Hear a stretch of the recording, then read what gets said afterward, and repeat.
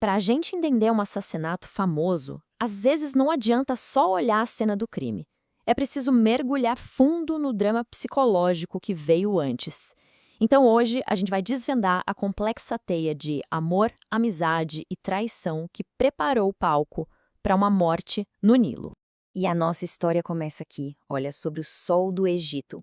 É aqui que a gente conhece Lynette Ridgway, uma herdeira com uma fortuna, assim, imensa, e o seu novo marido, o Simon Doyle. Eles parecem estar no auge da felicidade, sabe? Celebrando um amor numa lua de mel perfeita, cercados de luxo por todos os lados. Só que essa imagem de perfeição, ela está sendo assombrada. Tem uma sombra escura, persistente, que segue o casal para todo lado, transformando cada momento que deveria ser de alegria em um exercício de pura tensão. A lua de mel dos sonhos vira, bem rápido, uma armadilha claustrofóbica. E essa tensão toda tem nome e sobrenome. Jaqueline de Belfort, a perseguidora. As palavras dela, que parecem tão simples. Olá, Lynette. Então aí está você. São carregadas de uma ameaça, de uma promessa de que não vai ter paz. Mas o que fez uma amizade virar essa perseguição tão implacável? Para entender isso, a gente precisa voltar um pouquinho no tempo para uma amizade e um favor que foram um estopim de toda essa obsessão perigosa.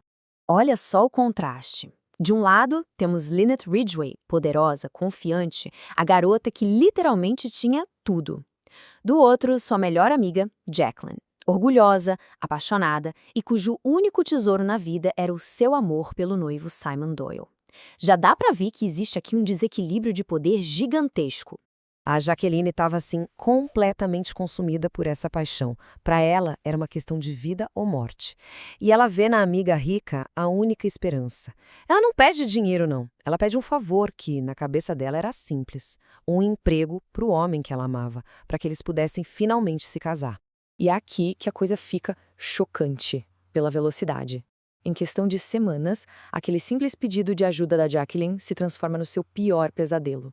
O Simon, o homem por quem ela dizia que morreria, agora é o marido da sua melhor amiga. E é bem no meio dessa confusão toda que entra em cena o brilhante detetive Hercule Poirot. E ele, claro, enxerga muito além da superfície. Para ele, isso aqui não é só um triângulo amoroso. É uma injustiça moral bem profunda. Para explicar o que ele está vendo, o Poirot usa uma metáfora, uma parábola bíblica bem poderosa.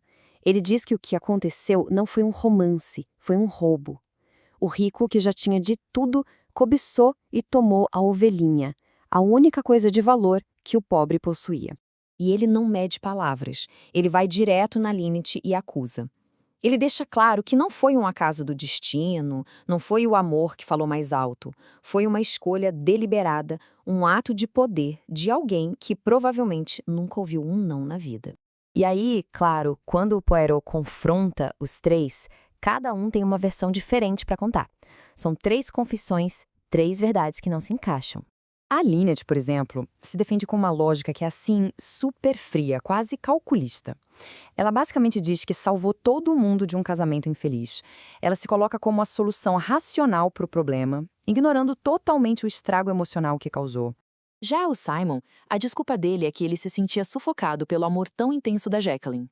Em contrapartida, a riqueza e a autoconfiança da Lynette eram deslumbrantes, ofereciam um tipo de poder e de segurança que ele nunca tinha tido antes. A visão da Jaqueline é de cortar o coração. Ela não culpa o Simon diretamente. A culpa para ela é do Sol, a Lynette, que ofuscou ele. Ela se vê como uma vítima, alguém que teve o mundo e o futuro ativamente roubados por uma rival muito mais poderosa. E é nesse momento que a coisa muda de figura. A ameaça deixa de ser só psicológica e vira algo bem real, bem físico. A Jaqueline mostra para o Poirot que ela tem uma pistola. A perseguição agora tem o peso da violência iminente. Ela tem os meios e, sem dúvida nenhuma, ela tem o motivo. Num ato de desespero, Lynette e Simon bolam um último plano bem audacioso para tentar escapar da sua perseguidora e finalmente ter a lua de mel com que tanto sonharam.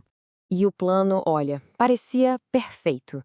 Eles criam uma pista falsa, escondem suas verdadeiras intenções e planejam embarcar no navio em segredo, deixando a Jacqueline esperando por eles em outra cidade. A liberdade parecia estar muito, muito perto.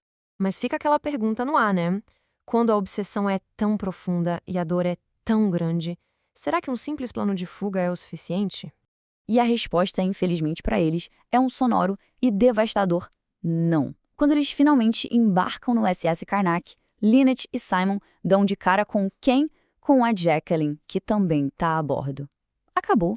Não há mais para onde correr. Estão todos presos juntos num barco no meio do Nilo. É, o cenário perfeito para uma tragédia. Toda aquela confiança da Lynette sumiu. Deu lugar ao puro medo. E essa pergunta aterrorizada que ela faz ao Poirot não é só um desabafo. É praticamente uma profecia. Com o palco montado e todos os personagens presos, a questão não é mais se algo vai acontecer, mas quando. E quem vai ser a vítima.